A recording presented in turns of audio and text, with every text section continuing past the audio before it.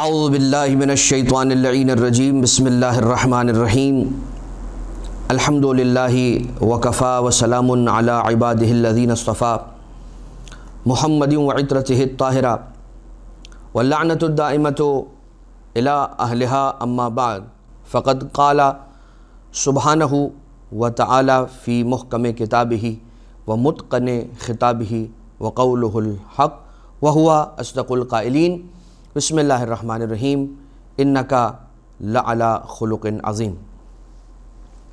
سیرت ائمہ معصومین علیہم الصلاۃ والسلام کے عنوان سے جو سلسلہ دروس آپ کی خدمت میں پیش کیا جا رہا ہے، اس میں رسالت مآب صلی اللہ علیہ وآلہ وسلم کے سیرت کے اعتبار سے یہ دوسرا حصہ ہے۔ عزیزان محترم، پروردگار عالم نے حضور اکرم، حضور گرامی قدر، رحمت للعالمین، سرور دو جہاں، سرور کل جہاں کو تمام ہی انسانیت کے لیے ایک ایسا نمونہ عمل بنا کر بھیجا ہے کہ جس کی کوئی مثال نہیں ملتی۔ اور انکا لعلی خلق عظیم، آپ ایسے خلق عظیم پر فائز ہیں کہ جس کا مقابلہ کوئی نہیں کر سکتا اور جہاں تک کوئی پہنچ نہیں سکتا۔ رسول اللہ صلی اللہ علیہ وآلہ وسلم کے چند ایک معاجز کو آپ کی خدمت میں پیش کیا جائے گا آج کی حد تک، اور پھر آخر میں کچھ احادیث کے جو روایت معصومین علیہ الصلاۃ والسلام سے بھی ہم تک پہنچی اور براہ راست روات کے سلسلے سے بھی رسالت مآب صلی اللہ علیہ وآلہ وسلم کے اعتبار سے ہم تک پہنچی۔ یہ بات ہم سب جانتے ہیں اور اس سے واقف ہیں، اس امر سے، کہ رسالت مآب نے لوگوں کو، کفار مکہ کو اور مختلف قبائل کو اسلام کی دعوتیں پیش کی تھیں، اور ان دعوتوں کے سلسلے میں رسالت مآب نے کچھ لوگوں کو خطوط لکھے تھے، اور چند ایک افراد کو، جیسے مکہ کے اندر رسالت مآب ہیں تو علی اعلان دعوت توحید فرمایا کرتے ہیں۔ اسی دعوت کے اندر، انہی دعوتوں میں سے ایک دعوت کے اندر جب رسالت مآب لوگوں کو یہ کہتے ہیں کہ یکتا پرستی کی راہ پر آؤ اور توحید پرستی کی طرف آؤ، چھٹے امام علیہ السلام کی ایک روایت ملتی ہے کہ جو تفسیر قمی کے اندر موجود ہے، کہ جس کے اندر آقا فرماتے ہیں کہ 14 ذی الحجہ کی رات تھی اور کچھ کفار رسول کے پاس اکٹھا ہو کر آئے، اور آپس میں یہ سارے پہلے سے ڈسکس کر چکے تھے کہ ہمیں رسول کے پاس جانا ہے اور رسول سے ایک معجزے کو طلب کرنا ہے۔ یہ سارے افراد جب مل کے رسول اللہ کے پاس آتے ہیں اور آنے کے بعد رسول اللہ سے یہ کہتے ہیں کہ اگر آپ واقعی نبی ہیں تو چاند کے 2 ٹکڑے کر کے دکھا دیں۔ رسالت مآب صلی اللہ علیہ وآلہ وسلم نے فرمایا کہ اگر میں یہ معجزہ کر کے دکھا دوں، یہ جو تمہارا مطالبہ ہے، اگر میں اسے پورا کر دوں تو ہوگا کیا، نتیجہ کیا آئے گا، کیا نکلے گا؟ یہ افراد جواب دیتے ہیں کہ ہمیں یقین ہو جائے گا کہ آپ نبی ہیں اور آپ جادوگر نہیں ہیں، جو ان کا بہت بڑا ایک دعویٰ تھا اور اعتراض تھا، اور رسول اللہ صلی اللہ علیہ وآلہ وسلم پر ایک تہمت تھی کفار مکہ کی جانب سے کہ یہ لوگ یہ کہا کرتے تھے کہ رسول نعوذ باللہ من ذالک جادوگر ہے اور یہ نبی نعوذ باللہ من ذالک نہیں ہے۔ اچھا خیر، رسالت مآب نے انہی کی زبان سے پہلے سے کنفیس کروا لیا، یہ سمجھ لیجئے کہ کنفیس کروا لیا، یا یہ کہ ان سے پہلے پوچھ لیا، پہلے ہی سے پوچھ لیا کہ یہ بتا دو کہ اگر یہ جو تمہارا مطالبہ ہے اگر یہ پورا ہو گیا، یہ معجزہ تمہیں کر کے دکھلا دیا گیا، یعنی کہ چاند کے 2 ٹکڑے کر دیے گئے، تو پھر ہوگا کیا، اس کا نتیجہ کیا نکلے گا، تم کیا کرو گے، کس طرح سے بیہیو کرو گے؟ کہنے لگے کہ ہم یقین کر لیں گے کہ آپ نبی ہیں اور آپ جادوگر نہیں ہیں، کیونکہ جادوگروں کا جادو آسمان پر نہیں چلتا، اسی لیے ہم نے آپ کو یہ کہا ہے کر کے دکھانے کے لیے کہ چاند کے 2 ٹکڑے کر دیجئے۔ رسول اللہ نے صلی اللہ علیہ وآلہ وسلم انگشت مبارک کے ذریعے سے اشارہ کیا اور اشارہ کر کے 2 ٹکڑے ہو گئے اس چاند کے۔ یہ یہاں تک سب جانتے ہیں، سننا ہوا واقعہ۔ لیکن اس کے بعد ہوا کیا؟ رسالت مآب سجدے میں گرے اور پروردگار عالم کا شکر بجا لائے، اور جب سر کو اٹھایا تو انہوں نے ایک اور رسول اللہ سے مطالبہ کر دیا، اور وہ دوسرا مطالبہ کیا تھا؟ کہنے لگے کہ اب ان 2 ٹکڑوں کو دوبارہ سے جوڑ کر ایک کر دیجئے۔ رسالت مآب نے اشارہ فرمایا، وہ جو چاند کے 2 ٹکڑے تھے وہ دوبارہ سے ایک ہو گئے اور جڑ گئے۔ پھر دوبارہ سے انہوں نے ایک اور مطالبہ کیا، پہلے مطالبہ کیا کہ چاند کو 2 ٹکڑے کر دیں، جب چاند کے 2 ٹکڑے فرما دیے رسول نے اور سجدے میں گئے، جب سجدے سے سر مقدس کو، سر مبارک کو اٹھایا ہے رسول نے، تو یہ کفار یہ کہتے ہیں کہ اب ہمارے لیے آپ ان 2 ٹوٹے ہوئے حصوں کو جوڑ دیجئے دوبارہ۔ رسول اللہ نے اشارہ فرمایا، یہ 2 ٹکڑے دوبارہ سے جڑ گئے، اور پھر دوبارہ مطالبہ کیا انہوں نے کہ اب اوپر والا حصہ جو ہے اسے الگ کیجئے، اب اس طرح سے چاند کے 2 ٹکڑے کیجئے کہ ہاریزونٹلی 2 ٹکڑے ہوئے تھے، اب ورٹیکلی 2 ٹکڑے کیجئے، سمجھانے کے لیے آپ کی خدمت میں۔ تو کہا رسالت مآب نے انگشت مبارک کے ذریعے سے اشارہ فرمایا، اس چاند کے 2 ٹکڑے اس طرح سے ہوئے کہ اوپر والا حصہ نیچے والے حصے سے جدا ہو کے بلند ہو گیا، اور اس کے بعد کہا کہ اب اسے دوبارہ سے جوڑ دیجئے، اسے دوبارہ سے جوڑ دیا، وہ واپس اپنی جگہ پر آ کے جڑ گیا۔ لیکن اب ان کو مان لینا چاہیے تھا، اصل تو ان کا مطالبہ بس ایک تھا کہ چاند کو 2 ٹکڑے کر دیجئے۔ جب چاند کے 2 ٹکڑے ہو گئے تھے اسی وقت ان کو کلمہ لا الہ الا اللہ پڑھ لینا چاہیے تھا، لیکن اس کے بعد انہوں نے کٹ حجتی کی، اور اس کے بعد دوسرا معجزہ اسی وقت طلب کیا کہ ان کو جوڑے، یہ دوسرا معجزہ ہے، اور اسی وقت ایک اور معجزہ مانگا کہ اسے اب اوپری حصے کو جدا کریں۔ رسالت مآب نے وہ بھی کر کے دکھا دیا، لیکن وہ ماننے کو تیار نہیں تھے۔ اب جب رسالت مآب نے تینوں انداز سے معجزے دکھلا دیے تو اب ان کا مطالبہ یہ ہے کہ آپ انتظار کیجئے، ہم کب مانیں گے؟ ہمارے 2 قافلے تجارتی سفر پر نکلے ہوئے ہیں، جب یہ پلٹ کر واپس آئیں گے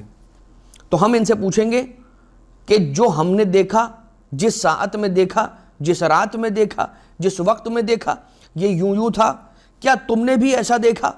اگر وہ کہیں گے کہ جو انہوں نے دیکھا وہ ہمارے جو ہم نے دیکھا تھا، جو آپ نے ہمیں معجزہ دکھلایا تھا اس کے بالکل برابر ہے، تو ہم آپ کی بات کو مان لیں گے۔ مگر عزیزان محترم اس کے بعد بھی انہوں نے مانا نہیں تھا۔ اس کے بعد کیا تھا؟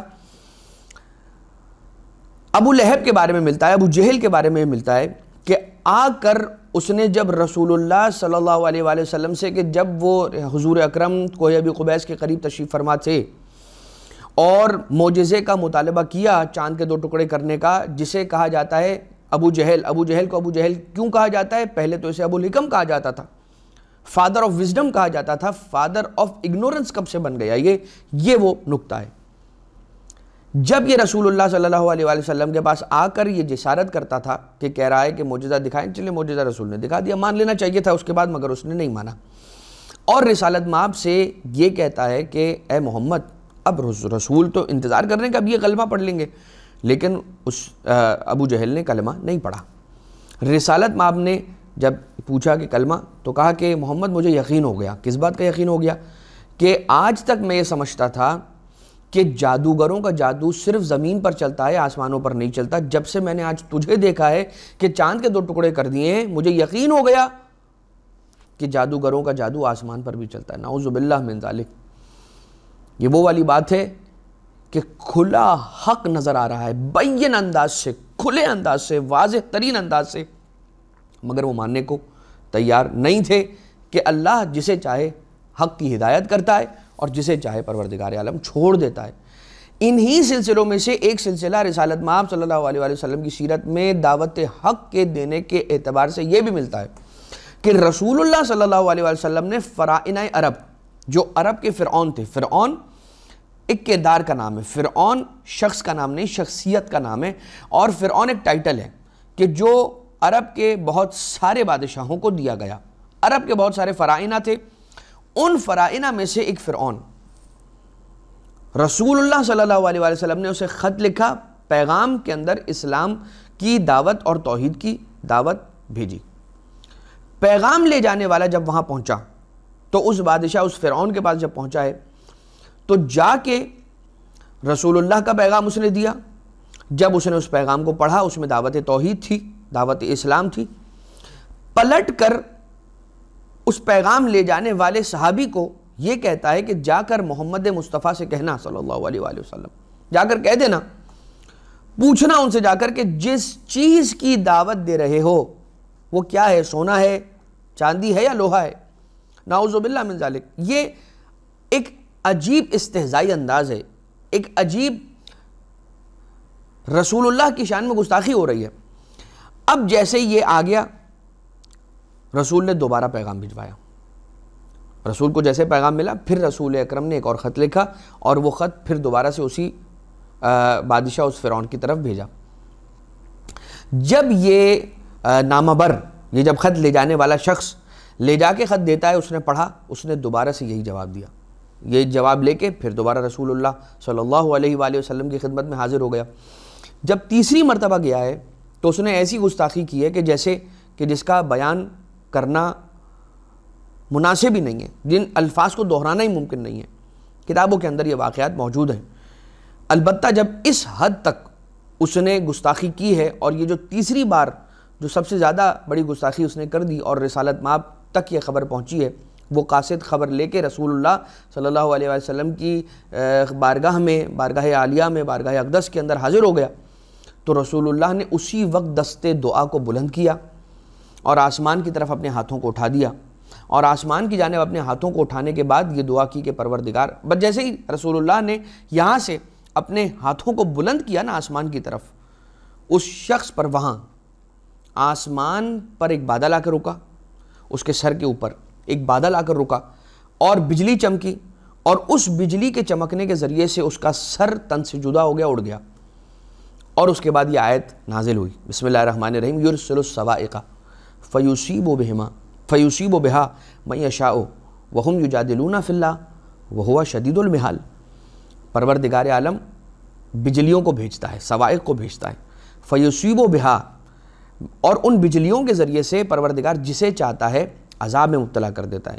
اس پر اپنا عذاب ڈھا دیتا ہے، نازل کر دیتا ہے۔ وہم یجادلون، اس حال میں کہ وہ پروردگار عالم سے جنگ کر رہے ہیں۔ گویا کہ رسالت مآب صلی اللہ علیہ وآلہ وسلم کی شان میں اس طرح کی گستاخی کرنا یہ بالکل ایسا ہے کہ جیسے رسول اللہ صلی اللہ علیہ وآلہ وسلم سے جنگ کرنے کے برابر ہے۔ لہٰذا قرآن کریم کے اندر یہ آیت آ گئی۔ اب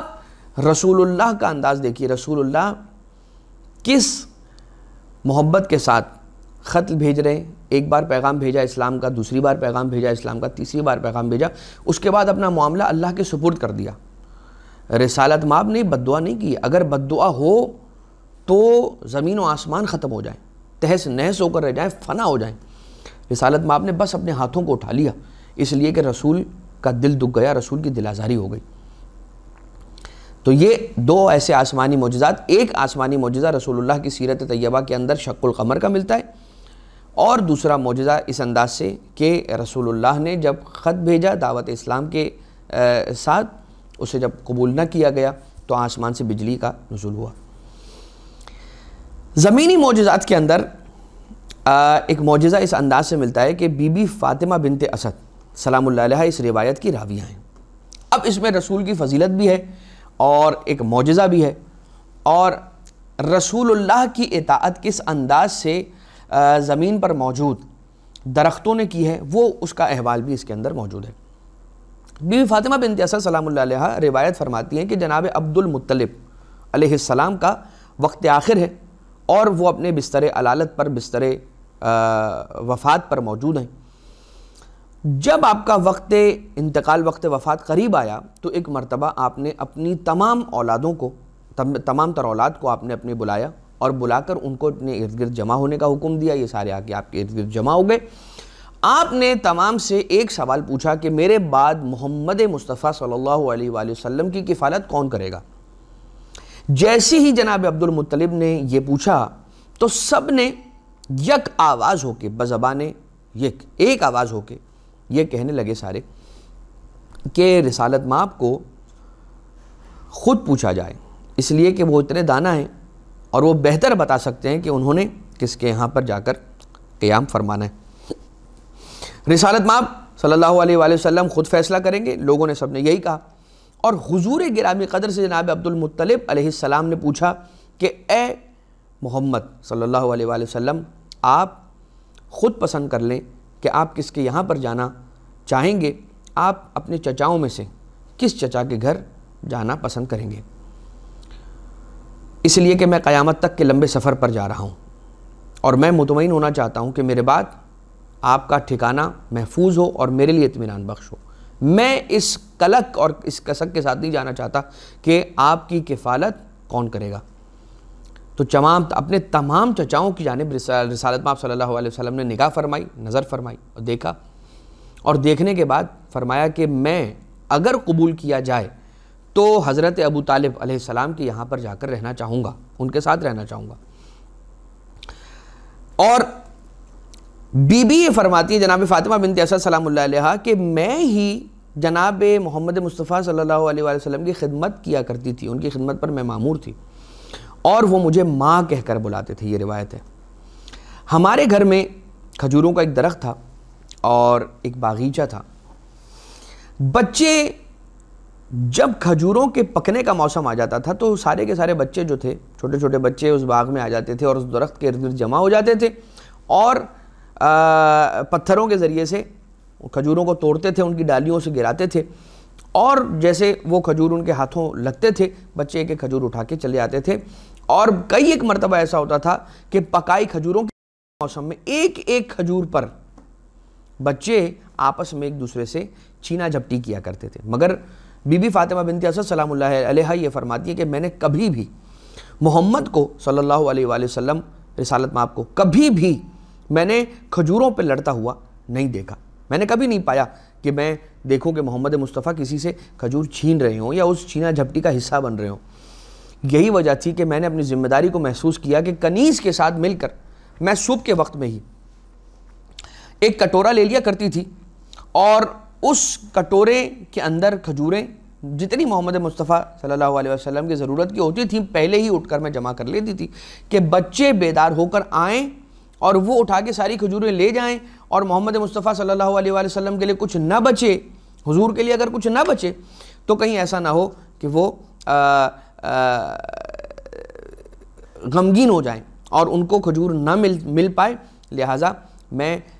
کنیز کے ساتھ جا کے جمع کر لیتی تھی کچھ کھجوریں۔ لیکن ایک مرتبہ یوں ہوا کہ میری آنکھ لگ گئی اور میں جیسے ہی سوئی ہوں صبح بیدار نہیں ہو سکی،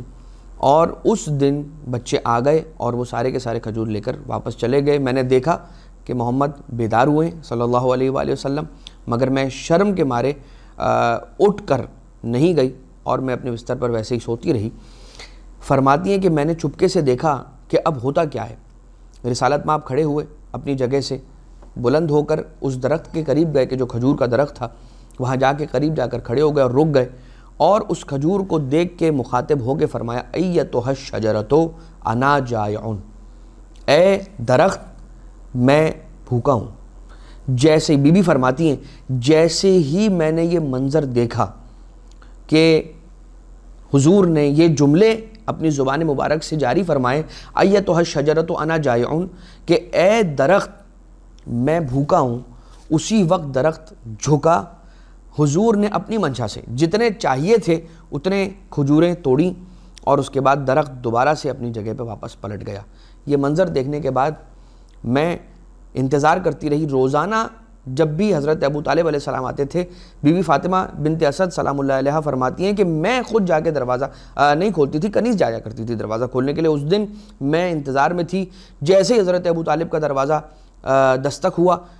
ہوئی دروازے پہ، میں دوڑ کے گئی، اور جانے کے بعد میں نے دروازے کو کھول کے حضور جناب حضرت ابو طالب علیہ السلام اپنے شوہر نامدار سے سارا کا سارا واقعہ حکایت کیا اور انہیں بتایا کہ میں نے ایک ایسا معجزہ دیکھا ہے۔ اس وقت جناب ابو طالب علیہ السلام نے یہ جملے ارشاد فرمائے وَإِنَّهُ نَبِيٌّ وَسَلْسَةَ لِدِينَ وَزِيرُ آلِهِ بَعْدَ 30 سنہ، کہ حضرت ابو طالب علیہ السلام فرماتے ہیں کہ اے فاطمہ بنت اسد سلام اللہ علیہا، آپ کو پریشان ہونے کی ضرورت نہیں ہے، اس لیے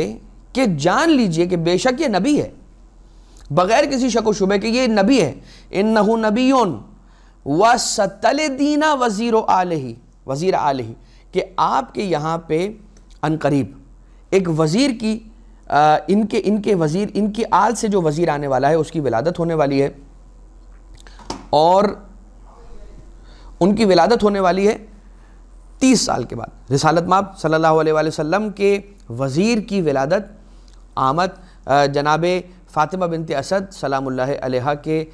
وجود اقدس سے ہونے والی یعنی کہ مولا کائنات علیہ الصلوۃ والسلام کے وصی نبی ہونے کی بشارت بھی حضرت ابو طالب علیہ السلام پہلے سے دے رہے ہیں، اور رسالت مآب صلی اللہ علیہ وآلہ وسلم کے نبی ہونے کا اعلان بھی جناب حضرت ابو طالب علیہ السلام پہلے اس بات کی تصدیق کر رہے ہیں۔ ابھی کوئی فاران کی چوٹی سے قولوا لا الہ الا اللہ تفلحوا کی بات نہیں ہوئی ہے۔ ابھی حضور اکرم صلی اللہ علیہ وسلم اس کمسنی کے عالم میں ہیں کہ جب رسالت مآب حضرت ابو طالب علیہ السلام کے گھر پر تشریف فرمائیں اور آپ ان کی کفالت فرما رہے ہیں، تب سے حضرت ابو طالب علیہ السلام یہ فرما رہے ہیں کہ انہو نبیون، لہٰذا وہ ابو طالب علیہ السلام کہ جو رسول کی نبوت سے بہت پہلے سے یہ بات جانتے ہوں کہ یہ نبی ہے، اس شخص کی فضیلت کا کیا عالم ہوگا حضور اکرم کی نبوت کو پہلے سے جاننے والے حضرت ابو طالب علیہ السلام۔ خیر، تو یہ ایک رسول کے زمینی معاجز میں سے ایک معجزہ ہو گیا کہ بی فاطمہ بنت اسد نے خود دیکھا کہ درخت جھک کر اور رسول کی خدمت میں اپنی ڈالیوں پر لگی ہوئی کھجوروں کو پیش کر رہا ہے۔ ایک روایت اور ملتی ہے اعمالی شیخ طوسی کے اندر رحمۃ اللہ علیہ کہ حضرت صلی اللہ علیہ وسلم غزوہ تبوک سے واپسی پر تھے، حضور غزوہ تبوک سے واپسی پر تھے، اور راستے میں اچھا رسول کے ساتھ کتنے اصحاب موجود ہیں، یعنی جو رسول کے ساتھ غزوہ تبوک سے واپسی پر لشکر تھا وہ کتنے افراد پر مشتمل تھا؟ 25,000 کا لشکر رسول کے ساتھ تھا۔ راستے میں ایک پہاڑ کی چوٹی سے پانی بہہ رہا تھا، اور اس بہتے ہوئے پانی کو اصحاب نے بھی دیکھا، رسول نے بھی دیکھا، اور صحابہ کرام میں سے کچھ آئے اور آنے کے بعد رسول سے صلی اللہ علیہ وآلہ وسلم رسول اللہ سے آ کر سوال کیا کہ یا رسول اللہ یہ بتائیے کہ یہ پہاڑ سے جو پانی جاری ہو رہا ہے یہ کیسے پہاڑ کی چوٹی سے پانی جاری ہو سکتا ہے؟ حضور نے فرمایا یہ جان لو کہ یہ پانی نہیں بلکہ آنسو ہیں۔ جب رسول نے فرمایا کہ یہ آنسو ہیں اور پانی نہیں ہے تو اصحاب ایک مرتبہ پلٹ کر رسول سے پھر پوچھتے ہیں کہ یا رسول اللہ یہ بتائیے کہ کیا پہاڑ بھی آنسو بہاتے ہیں؟ حضور نے فرمایا کہ رک جاؤ، ابھی پتہ چل جائے گا، ابھی پتہ کر لیتے ہیں، خود چلتے ہیں وہاں۔ اور رسول صلی اللہ علیہ وسلم اس پہاڑ کے قریب آئے، آنے کے بعد اس پہاڑ کے قریب رکے اور آپ نے یہ ارشاد فرمایا ایھا الجبل لما بکاؤکا، اے پہاڑ تیرا رونا کیسا ہے، تیرے رونے کی وجہ کیا ہے، تیرے بکا کا سبب کیا ہے؟ حضور فرمانے رسول اللہ نے جب یہ فرمایا ہے تو ایک مرتبہ اس پہاڑ سے فصیح عربی کے اندر یہ جواب آیا کہ اے حبیب خدا، ایک دن حضرت عیسیٰ علیہ السلام میرے قریب سے گزرے تھے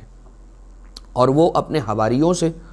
یعنی کہ رسول اللہ کے اصحاب کو صحابی کہا جاتا ہے اور حضرت عیسیٰ علیہ السلام کے اصحاب کو حواری کہا جاتا ہے، گزر رہے تھے اور وہ اپنے حواریوں سے یہ ارشاد فرماتے ہیں کہ جہنم کا ایندھن جانتے ہو کیا بنے گا؟ جہنم کا ایندھن انسان اور پتھر بنیں گے۔ بس حضرت عیسیٰ علیہ السلام اپنے حواریوں سے جملہ کہہ رہے تھے، میں نے جملہ سنا اور حضور بس میں یہ سوچنے لگا کہ کہیں وہ ایندھن کہ جو جہنم کی آگ کو جلانے کے لیے بنے گا پتھر، وہ پتھر کہیں میں نہ بن جاؤں۔ اسی سوچ کے بعد سے مجھ پر یہ گریے کا عالم طاری ہوا ہے اور آج تک میں رو رہا ہوں۔ بس رسالت مآب صلی اللہ علیہ وآلہ وسلم نے ایک مرتبہ اس پہاڑ کی طرف خطاب کر کے یہ ارشاد فرمایا کہ اے جبل یا ایھا الجبل، اے پہاڑ تجھے رونے کی ضرورت نہیں ہے، اس لیے کہ تو ان پتھروں میں سے نہیں ہے کہ جسے جہنم کا ایندھن بنایا جائے گا، جہنم کی آگ کا ایندھن بنایا جائے گا، تو ان پتھروں میں سے نہیں ہے، بلکہ وہ پتھر کے جو جہنم کی آگ کا ایندھن بننے والے ہیں یہ وہ پتھر ہوں گے کہ جو آتش فشاں پتھر ہیں، جو آتش فشاں پتھر ہیں، یعنی کہ وہ پتھر کہ جو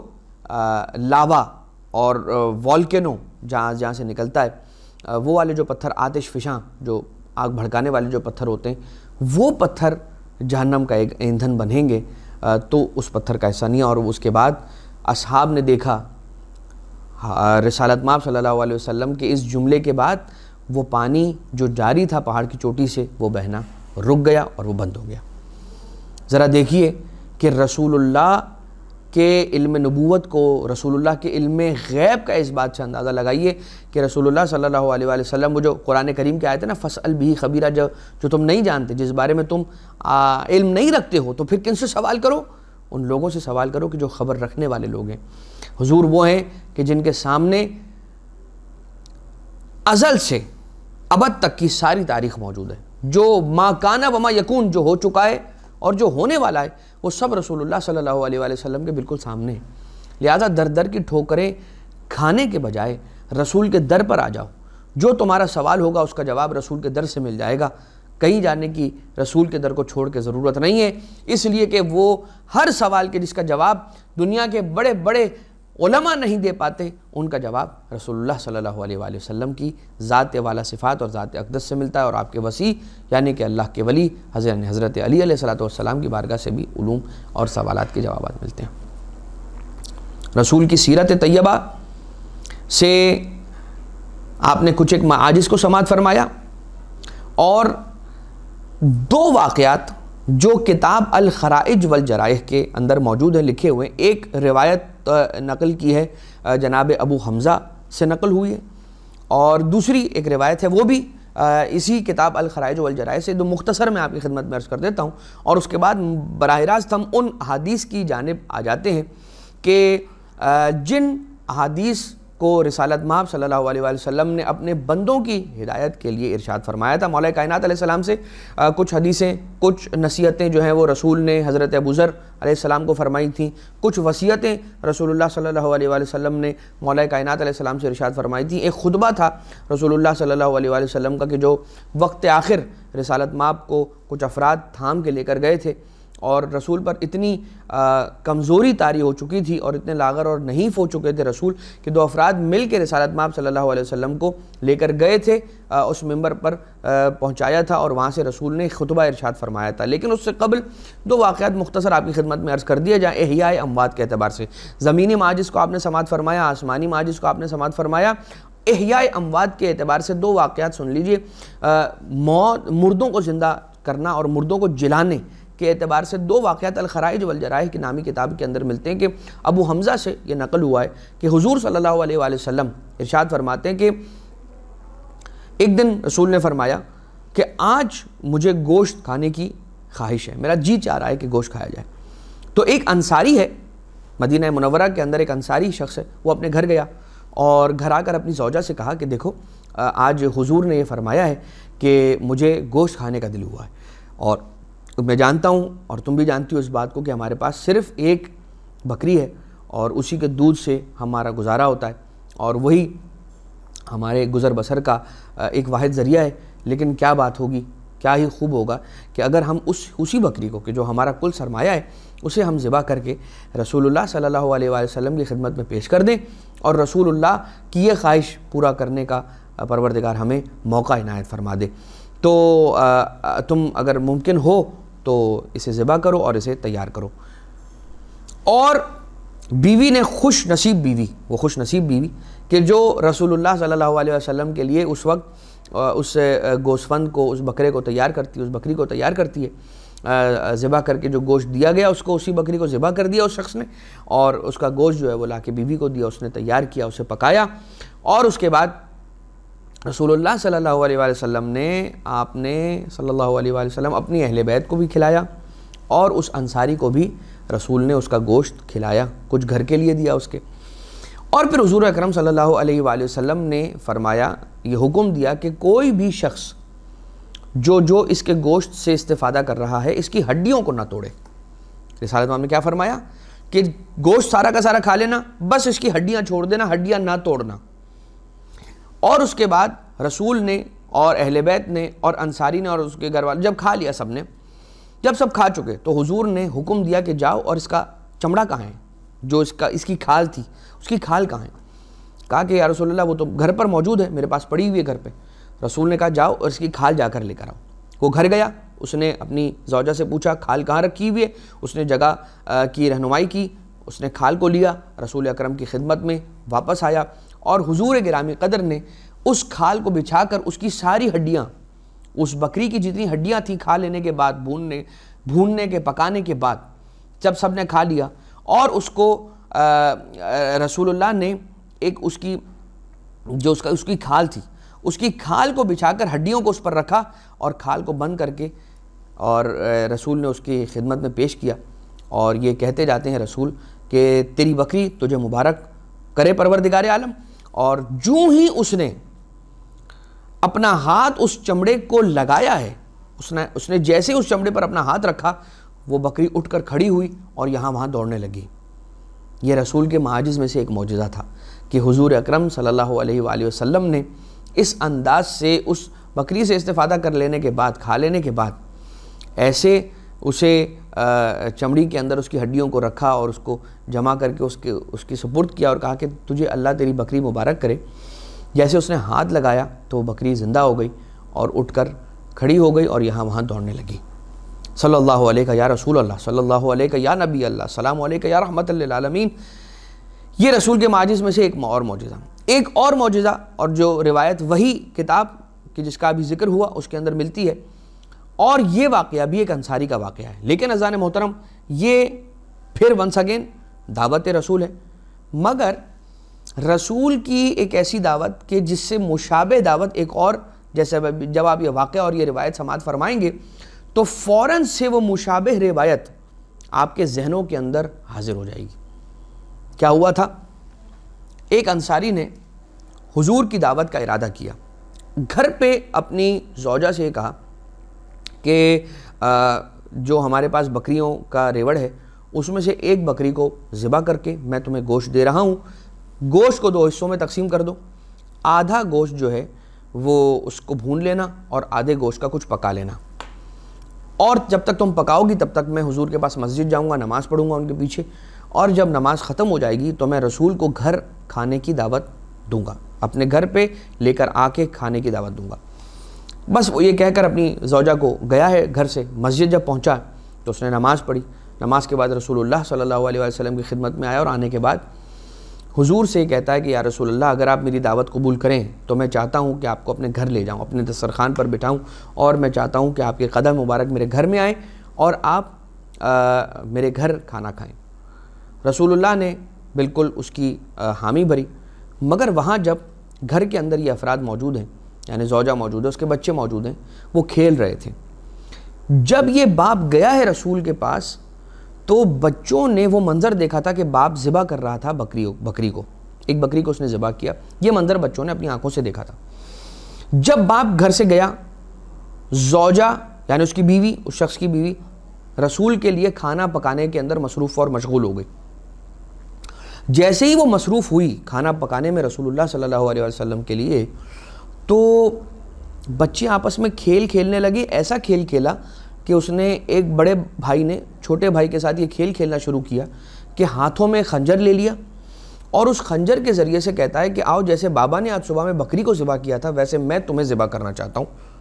اور یہ کہہ کر وہ خنجر اس نے اپنے چھوٹے بھائی کے گلے پہ رکھ دیا اور دیکھتے ہی دیکھتے وہ خنجر چلا دیا۔ ماں نے یہ منظر دیکھا اور ماں دوڑ کر گئی اور بڑے بیٹے کو پکڑ کر اس کا تعاقب کرنا چاہتی تھی، اسے اپنی تحویل میں لینا چاہتی تھی کہ وہ بچہ دوڑ کر چھت پر گیا۔ چھوٹا بچہ اس طرح سے ذبح کر دیا گیا، ہو گیا وہ ذبح، انتقال کر گیا، اور دوسرا یعنی چھوٹا بھائی تو چھوٹا بیٹا تو وہیں مر گیا، دوسرا جو بڑا بیٹا تھا وہ دوڑا چھت پر گیا، اور جب وہ چھت پر پہنچا تو دیکھا اس نے، گھبرا گیا کہ ماں مجھے آ رہی ہے پکڑنے کے لیے، وہ مزید دوڑ کر چھت کے کونے پر پہنچا، اس کا پاؤں پھسلا، وہ وہاں سے زمین پر گرا، گر کے وہ بھی مر گیا۔ وہاں سے اس کی دونوں اولادیں وہیں پر عین اس موقع کے اوپر انتقال کر گئیں، مر گئیں۔ زوجہ نے دونوں بچوں کو لے کر ایک کمرے کے اندر، حجرے کے اندر بند کر دیا، چھپا دیا کہ اگر میرے شوہر کو پتہ چلے گا تو وہ غمگین ہو جائیں گے، اور اگر وہ غمگین ہو گئے تو ہمارے گھر رسالت مآب دعوت پر آ رہے ہیں، یہ کیسے ہو سکتا ہے کہ ہم رسول کی دعوت کریں اور ہم سب افسردہ ہوں، رسول خوش ہوں اور ہم افسردہ ہوں؟ تو ہم رسول کو افسردہ نہیں دیکھنا چاہتے، لہٰذا انہوں نے اپنے مرے ہوئے دونوں اولادوں کو اپنے حجرے کے اندر، کمرے کے اندر چھپا دیا۔ یہ شوہر گھر آیا، دسترخوان بچھایا، رسول کو بٹھایا اور رسول سے التجا کی کہ یا رسول اللہ کھانا شروع فرمائیں۔ رسول نے کہا کہ تمہاری اولادیں، تمہارے بیٹے کہاں ہیں؟ ایک مرتبہ اس نے کہا کہ یا رسول اللہ میں دیکھتا ہوں کہ میرے بیٹے کہاں ہیں، پتہ کرنے کے لیے زوجہ کے پاس آیا، بیوی سے آ کر جب پوچھتا ہے کہ بتاؤ کہ بیٹے کہاں ہیں دونوں، تو بیوی کہتی ہے کہ وہ دونوں اب اس دنیا میں نہیں رہے، اور سارا واقعہ اس نے یہ کہہ کے بتا دیا۔ شوہر نے رسول اللہ صلی اللہ علیہ وآلہ وسلم کو افسردہ نہ کرنے کی نیت سے ایک مرتبہ جا کے حضور اکرم صلی اللہ علیہ وآلہ وسلم سے یہی عرض کیا کہ یا رسول اللہ شاید وہ بچے کھیلنے کے لیے گئے ہوں گے، آپ ان کا انتظار نہ فرمائیں اور آپ شروع کیجئے۔ رسول نے کہا کہ جب تک تیرے بیٹے نہیں آ جاتے تب تک میں ایک لقمہ بھی نہیں کھاؤں گا. اور یہ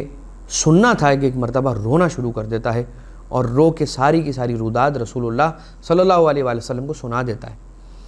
جیسے ہی اس نے روداد رسول اللہ کو سنائی ہے تو ایک مرتبہ حضور گرامی قدر صلی اللہ علیہ وآلہ وسلم کہتے ہیں کہ تیرے بیٹے کہاں ہیں, مجھے وہاں لے چل.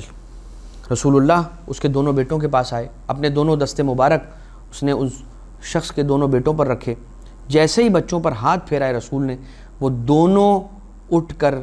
زندہ کھڑے ہو گئے اور رسول اللہ صلی اللہ علیہ وآلہ وسلم کے قدموں میں گر گئے. صلی اللہ علیہ یا رسول اللہ, صلی اللہ علیہ یا نبی اللہ, السلام علیکم ورحمۃ اللہ وبرکاتہ. حضور اکرم صلی اللہ علیہ وآلہ وسلم کا یہ معجزہ. لیکن عزیزان محترم, گھر والے رسول کو خوش کرنے کا انتظام کرتے رہے اور حضور بھی ان کی مصیبت سے غافل نہ رہے. یہ بات یاد رکھیے کہ ہم کتنی ہی بڑی مصیبت کے اندر گرفتار ہو جائیں, پروردگار ہم سب کو مصائب سے, پریشانیوں سے, آلام سے, کرب سے محفوظ رکھے. لیکن عزیزان محترم, یہ بات کبھی اپنے ذہن سے محو نہ ہونے دیں کہ ہمارا نبی, ہمارے ائمہ اطہار علیہ السلام ہم سے ایک لحظے کے لیے بھی غافل ہوتے ہوں. نہیں, کبھی بھی ایسا نہیں ہوتا, کبھی بھی ایسا نہیں. وہ ہمیشہ اپنے چاہنے ماننے والوں کے, اپنے عاشقوں کے, اپنے محبین کے, اپنے موالیوں کے احوال اور ان کی پریشانیوں اور ان کے حالات سے واقف ہیں. بس عزیزان محترم, یہ تو واقعہ وہ تھا کہ جو حضور اکرم صلی اللہ علیہ وآلہ وسلم کے ساتھ مدینہ میں پیش آیا. بالکل اسی طریقے کا ایک واقعہ کہ جس میں دو بیٹے نہیں, ایک بیٹا چھت سے گر کے مرا تھا اور وہ بیٹا حر تھا کہ جسے پروردگار عالم نے ایک نئی زندگی, جناب حبیب تھے جسے پروردگار عالم نے ایک نئی زندگی عطا کی تھی, جناب حبیب ابن مظاہر اسدی. اسی طرح کا ایک واقعہ ہے یہ. لیکن عزیزان محترم, ان چند ایک واقعات اور ان چند ایک معاجز کے بعد اب ہم چلتے ہیں ان مواعظ کی طرف کہ جو رسول اللہ صلی اللہ علیہ وآلہ وسلم کے مواعظ ہیں. کون سے مواعظ؟ اب چند ایک مختصر آپ کی خدمت میں, ایک ون لائنر جس کو کہہ سکتے ہیں, کچھ ون لائنرز ہیں اور کچھ وہ ہیں کہ جس کے اندر رسول نے کچھ اصول دیے ہیں اور کچھ نشانیاں بتائی ہیں اور کہیں پر کچھ 3 باتیں فرمائی. مثال کے طور پہ ایک حدیث کہ جس کے اندر رسول اللہ ارشاد فرماتے ہیں, یا علی ثلاث فرحات للمؤمنین فی الدنیا. اگر کوئی مومن دنیا میں دنیا کی خوشی حاصل کرنا چاہتا ہے کہ دنیا کی خوشی اسے حاصل ہو جائے, تو یہ بات غور سے سنیں. مولا کائنات علیہ السلام سے, یعنی کہ اپنے وسیع سے, اپنے جانشین سے, رسول اللہ صلی اللہ علیہ وآلہ وسلم یہ ارشاد فرماتے ہیں, یا علی ثلاث فرحات للمؤمنین فی الدنیا. 3 ایسی چیزیں ہیں کہ جو خوشی کا سبب ہیں مومنین کے لیے اس دنیا کی خوشی. کیا 3 چیزیں؟ نمبر 1, لقاء الاخوان, اپنے بھائیوں سے, اپنے مومن بھائیوں سے ملاقات کرنا. یہ مومنین کے لیے خوشی کا سبب ہوتا ہے. مومنین کو ایک دوسرے مومنین سے ملنا جلنا چاہیے, آپس میں بیٹھنا چاہیے اور ایک دوسرے کے احوال سننے چاہیے, اپنے احوال بتانے چاہیے ایک دوسرے سے. وہ باتیں کہ جو دونوں اینڈز کے جو افراد ہیں, دو دوست ہیں, 2 اخوان ہیں, 2 مومنین ہیں, وہ دونوں مل رہے ہیں, تو جو دونوں اینڈز کے لوگ ہیں ایک دوسرے کو وہ سکھائے اور دوسرا پہلے کو وہ سکھائے جو دونوں نہیں جانتے. کچھ افراد ہیں کہ جو کسی فیکلٹی کا علم رکھتے ہیں, کچھ ہیں کہ جو کچھ سائنسز کا علم رکھتے ہیں, تو لہٰذا جو میں نہیں جانتا وہ میں سامنے والے سے سیکھوں کہ جو وہ جانتا ہے, اور میں اسے وہ سکھاؤں جو وہ نہیں جانتا اور میں جانتا ہوں جو پروردگار عالم نے مجھے عطا کیا. لیکن عزیزان محترم, یا علی ثلاث فرحات للمؤمنین فی الدنیا, دنیا کی 3 خوشیاں ہیں مومن کے لیے, 3 چیزیں جو دنیا کی خوشی ہے مومن کے لیے. نمبر 1, لقاء الاخوان, مومن بھائیوں سے ملنا. دوسرا, والافطار من الصیام, روزہ افطار کرتے ہوئے خوشی محسوس ہوتی ہے. مومن کو روزہ افطار کرتے ہوئے خوشی محسوس ہوتی ہے. جب مومن دوسرے مومن سے ملتا ہے اسے خوشی محسوس ہوتی ہے. اس خوشی کو انسان اون کرے, اس خوشی کو انسان محسوس کرے. والافطار من الصیام, اور جب انسان روزے سے افطار کرتا ہے, جب روزہ افطار کرتا ہے, صرف ماہ رمضان میں تو روزے نہیں رکھنے نا, انسان سارا سال جب بھی اسے موقع ملے تو وہ روزہ رکھے. اور اس انداز سے کہ اگر انسان کسی مہینے کے ابتدا میں, وسط میں, آخر میں, یعنی ابتدا میں, شروع میں, درمیان میں اور آخر میں ایک روزہ رکھ لے, یعنی پہلی کو ایک روزہ رکھ لے, 15 کو ایک روزہ رکھ لے, 28, 29, 30 میں سے کوئی ایک دن روزہ رکھ لے, تو ایسا کہا جاتا ہے، وہ شخص ایسا ہو جاتا ہے جیسے اس نے پورے مہینے روزے رکھے، اور اگر یہ 3 روزے ہر مہینے کے یہ 3 روزے اگر پورے سال کے باقی 11 مہینوں کے اندر ماہ رمضان کے علاوہ اگر وہ اختیار کر پاتا ہے اور یہ سعادت اسے حاصل ہو جاتی ہے اگر، تو پھر ہی از ایز گڈ ایز کہ اس نے سارا سال روزہ رکھا۔ تو 3 خوشیاں ہیں مومن کے لیے، خاص خوشیاں۔ ایک یہ کہ جب ایک مومن دوسرے مومن سے ملتا ہے اسے خوشی، ایک افطار روزے کے بعد جب افطار کرتا ہے خوشی، اور نمبر 3 التہجد فی آخر اللیل، کہ رات کے آخری حصے کے اندر نماز تہجد کا، نماز شب کا پڑھنا، یہ بھی مومن کی خوشیوں میں سے خوشی ہے کہ جب انسان نماز شب پڑھ لیتا ہے تو اس کے دل میں ایک خاص خوشی، ایک خاص سکون اور اطمینان پیدا ہوتا ہے۔ لہٰذا ان 3 خوشیوں کا خاص خیال رکھیں۔ یہ وہ 3 خوشیاں ہیں کہ جو مولا کائنات علیہ السلام کو رسول نے بتائی ہیں کہ ایک مومن کا حصہ ہیں، یقیناً ہمیں اسے ضائع نہیں کرنا چاہیے اور اس کو حاصل کرنا چاہیے۔ ایک اور حدیث ہے مواعظ کے باب کے اندر، بحار الانوار کا جو باب المواعظ ہے اس کے اندر رسول اللہ صلی اللہ علیہ وآلہ وسلم کی یہ حدیث بھی موجود ہے۔ فرماتے ہیں یا علی علیہ السلام، ثلاث خصال من مکارم الاخلاق، 3 خصوصیات اور 3 کیریکٹرز یا کیریکٹرسٹکس ایسے ہیں کہ جو مکارم اخلاق میں سے ہیں۔ رسول کیا فرماتے ہیں حضور گرامی قدر صلی اللہ علیہ وآلہ وسلم، کہ 3 خصوصیات اور 3 خصال وہ ہیں کہ جو مکارم اخلاق میں سے، مگر اذان محترم تفسیر نور الثقلین کا حوالہ آپ کی خدمت میں پیش کرتے ہوئے یہ بات عرض کروں گا کہ ایک موقع پر جب رسول اللہ صلی اللہ علیہ وآلہ وسلم سے کسی نے پوچھا کہ یا رسول اللہ، وہ چیز کہ جس کے ذریعے سے قیامت میں ہمارا حساب پروردگار عالم آسان کر دے گا، وہ چیز کون سی ہے؟ حساب میں آسانی کیسے پیدا ہوتی ہے؟ تو جب یہ سوال کیا گیا تھا تو رسول اللہ نے تب بھی یہی جواب دیا تھا، یہی 3 چیزیں بیان کی تھی کہ جو 3 چیزیں اس وقت آپ کی خدمت میں پیش کی جانے لگی ہیں، جس میں یا علی ثلاث خصال من مکارم الاخلاق، 3 خصوصیات وہ ہیں کہ جو مکارم اخلاق میں سے ہیں، یا یہ کہیں کہ بہترین اخلاق میں سے جسے کہا جا سکے، اور یہی وہ 3 چیزیں ہیں کہ جن 3 چیزوں کے عوض میں پروردگار عالم اسے ایوارڈ کرتا ہے، اسے نصیب کرتا ہے آخرت کے اندر، قیامت کے اندر آسانی حساب، اس کا حساب آسانی کے ساتھ ہوگا۔ نمبر 1 تعطی من حرمک، تصل من قطعک، تعفو ممن ظلمک، یا تعفو امن ظلمک، عطا کرو اسے جو تجھے محروم کرے، یعنی جو تجھے محروم کر دے تو اسے بھی عطا کر، جو تیرے ساتھ قطع رحمی کرے، تیرا رشتہ دار ہونے کے باوجود بھی تجھ سے قطع تعلق ہی کر لے، تو اس کے ساتھ صلہ رحمی کر، تو اس سے تعلق جوڑ لے، جو تجھ سے تعلق کو توڑ لے تو اس سے بھی تعلق جوڑ لے، جو تجھے محروم کر دے تو اسے بھی عطا کر، جو تجھ سے تعلق توڑ دے تو اس سے بھی جوڑ لے۔ وَتَعْفُ عَمَّنْ ظَلَمَكَ، اور جس نے تجھ پر ظلم کر دیا اس کو جس حد تک تو معاف کر سکتا ہے معاف کر دے، یا جس نے تیرے ساتھ کوئی برائی کی اس کو درگزر کر دے اور اسے معاف کر دے۔ یہ 3 چیزیں رسالت مآب صلی اللہ علیہ وسلم فرماتے ہیں مولا کائنات سے اگر کسی نے اختیار کر لی تو ان 3 چیزوں کے ذریعے سے اس کا حساب پروردگار عالم قیامت کے میدان میں آسان فرما دے گا۔ اس کے علاوہ ایک اور حدیث، اور وہ حدیث کیا ہے؟ اگر کوئی شخص اپنے ذاکرہ، اپنے میموری کے اندر اپنی قوت حافظہ کو بڑھانا چاہتا ہے تو کیا کرنا چاہیے؟ رسالت مآب صلی اللہ علیہ وآلہ وسلم نے مولا کائنات علیہ السلام کو 3 چیزیں تعلیم فرمائیں۔ ثلاثۃ یزدن فی الحفظ ویذہبن السقم، کہ بیماریوں کو دور کرتی ہے اور قوت حافظہ کو بڑھا دیتی ہے۔ نمبر 1 اللبان۔ لبان کیا؟ لبان کہا جاتا ہے وائٹ کلر کی ٹرانسلوسنٹ ٹائپ کی سالڈ چیز ہوتی ہے، لیکن وہ چوئنگم کی طرح سے ہوتی ہے اگر آپ اسے چبائیں، جسے ہم گندر کہتے ہیں، کندر فارسی زبان کے اندر اسے کندر کہا جاتا ہے، وائٹ کلر کی ہوتی ہے۔ لبان ذرا سا ہارڈ مٹیریل ہوتا ہے، لیکن جب آپ اسے دانتوں سے دبائیں گے اور اسے چیو کرنا شروع کر دیں گے تو وہ چوئنگم کی طرح سے، ربڑ کی طرح سے بن جائے گی۔ تو نمبر 1 لبان، اس کے ذریعے سے، اس کے استعمال کے ذریعے سے کیا ہوتا ہے؟ انسان کے حافظے کے اندر اضافہ ہوتا ہے۔ نمبر 2 والسواک، مسواک کرنے کے ذریعے سے حافظے میں اضافہ ہوتا ہے۔ وقراءۃ القرآن، اور سب سے بہترین چیز کہ جس کے ذریعے سے حافظے کے اندر انسان کے اضافہ ہوتا ہے وہ ہے قرآن کریم کی تلاوت، قراءۃ القرآن۔ لہٰذا یہ 3 چیزیں ہو گئی۔ اب رسالت مآب دو اور باتیں، اور اس کے بعد پھر ہمارا یہ سلسلہ جو رسول اللہ صلی اللہ علیہ وسلم کی سیرت کے اعتبار سے ہے وہ اپنے اختتام کو پہنچے گا۔ بس آخر میں دو جملے رسول کی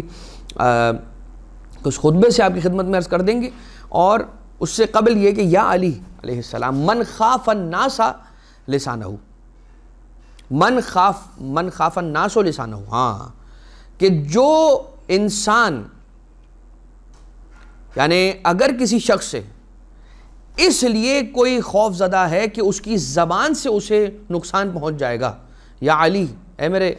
علی، من خاف الناس لسانہ، جس کی زبان سے انسان ڈرتے ہیں، فہو من اہل النار، وہ یاد رکھ لے کہ وہ اہل جہنم میں سے قرار پائے گا۔ جس کی زبان سے لوگ ڈریں، لوگ بات کرتے ہوئے ڈریں کہ ہم اس سے بات کریں گے اور اپنی زبان سے ہمیں اذیت دے دے گا، پروردگار اسے اہل جہنم میں سے قرار دے گا۔ اور ایک اور حدیث آخری کہ جس کے اندر فرماتے ہیں کہ یا علی شر الناس من اکرمہ الناس اتقاء شر، بدترین انسان وہ ہے کہ لوگ جس کے ساتھ اس لیے نیکی کریں کہ لوگ اس کے شر سے ڈرتے ہیں۔ ہم دیکھتے ہیں ہماری سوسائٹی کے اندر کچھ ایسے افراد ہیں کہ جن سے لوگ ڈرتے ہیں، اور ان سے ڈر کی وجہ سے لوگ ان کے ساتھ اچھے رہتے ہیں، اچھا بیہیویئر رکھتے ہیں۔ اور کچھ ایسے بھی افراد ہیں جو لوگوں کو لازماً جان بوجھ کے ڈرا کر رکھتے ہیں،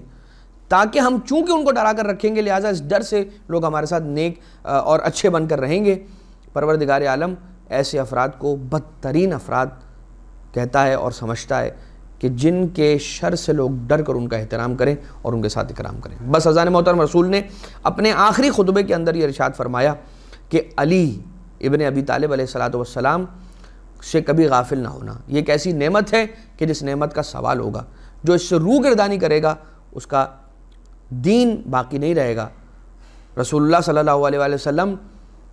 اپنی اہل بیت اطہار علیہ السلام کے بارے میں بھی اس میں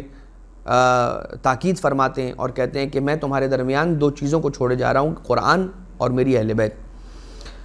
اور قرآن ہدایت کرنے والا ہے، مگر صرف اکیلا یہ ہدایت نہیں کرے گا بلکہ قرآن کو بھی ایک ایسا چاہیے کہ جو اس قرآن کی لوگوں کو ہدایت کر کے سنائے اور لوگوں کو قرآن کی طرف جو ہدایت کر کے لے کر آئے، قرآن کی تفسیر یعنی کہ کیا ہے اور تعویل کیا ہے وہ بتائے، یعنی کہ اہل بیت اطہار۔ لہٰذا قرآن کو اہل بیت سے جدا نہ کرنا۔ اور رسول اللہ نے مولا کائنات علیہ السلام سے اپنی آخری وصیتوں کے اندر وہ ساری کی ساری امانتیں وقت آخر رسول اللہ صلی اللہ علیہ وسلم نے مولا کائنات علیہ السلام کے سپرد کی تھیں، جس کے اندر حضرت سلیمان کی انگوٹھی بھی تھی، جس کے اندر وہ کرتا بھی تھا کہ جو حضرت یوسف علیہ السلام کا کرتا تھا، حضرت موسیٰ کا عصا تھا، حضرت ابراہیم کی ابا اور ان کی نالینیں تھیں، اور بعض ایک انبیاء ما سلف کی امامہ تھا، رسول کی خود کی سواری، رسول کا امامہ، رسول کے کمر کا پٹکا، اور رسول کے ایک گلوبند تھا، اور یہ ساری کی ساری امانتیں رسول اللہ صلی اللہ علیہ وسلم نے مولا کائنات علیہ السلام کے سپرد کی تھی۔ یہ بھی اس بات کی دلیل ہے کہ رسول کے بعد رسول کا جانشین فقط و فقط مولا کائنات علیہ السلام تھے۔ اس دعا کے ساتھ کہ پروردگار ہمیں ائمہ معصومین علیہ السلام کی سیرت پر عمل پیرا ہونے کی توفیق عنایت فرمائے، اور ہمیں یہ نیک توفیق دے کہ ہم اہل بیت اطہار علیہ السلام کی زندگیوں سے درس لیتے ہوئے اس درس پر اپنی زندگیوں کو ڈھال لیں۔ وما علینا الا البلاغ المبین، وآخر الدعوانا ان الحمد للہ رب العالمین۔